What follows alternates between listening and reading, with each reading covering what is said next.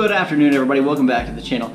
As always, my name is Joey, and today we're in the kitchen making something absolutely fantastic. Today we're making pineapple chutney. So sit back, hit that subscribe button, and let's dive right in. So on the counter today, we have a pretty simple list of ingredients. We're going to start with 1 cup of granulated sugar, 1 clove of finely minced garlic, 1 thumb of ginger. In case you don't know what a thumb is, a piece a little bit bigger than your thumb usually.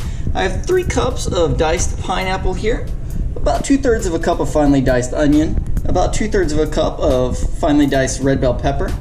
We have 1/4 cup of pineapple juice mixed with 1/4 cup of white distilled vinegar, and we have 1/3 of a cup of raisins. So let's get started. The first thing we're going to do is we're going to put the sugar over medium-low heat, and then we're going to add the liquid to it. We're going to let this dissolve and cook down into a syrup, and we'll be right back. As it starts to heat up, it never hurts to just give it like a quick stir, just to make sure that things actually go together and melt as opposed to burning on the bottom. Alright, so we can see the bubbles now, and this has actually formed a really thick, juicy syrup. And what we're going to do is we're going to go ahead and add in the garlic, the onions, the ginger, the raisins,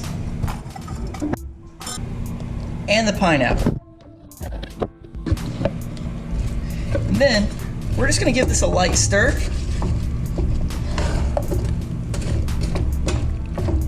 And we're going to let it simmer here on medium-low heat for about an hour or so.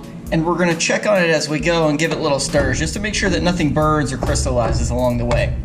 And then when we're about halfway through, that's when we're going to add the diced red bell pepper to it.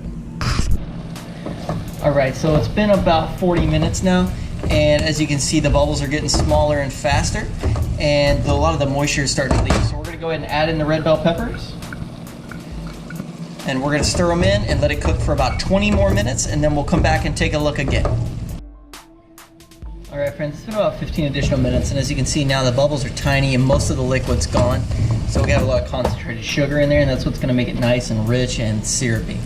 So that's how we make it. We're going to go ahead and kill the heat and let it cool off for a little while, and then we'll take it out of the pan.